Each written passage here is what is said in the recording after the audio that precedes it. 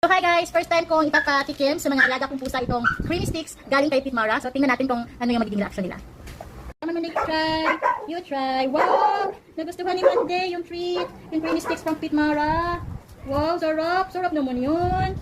Grabe naman to. Oh. Uy, dahan lang, baby. Dahan lang. Thank you, Pitmara creamy sticks. Wait lang. Wait lang.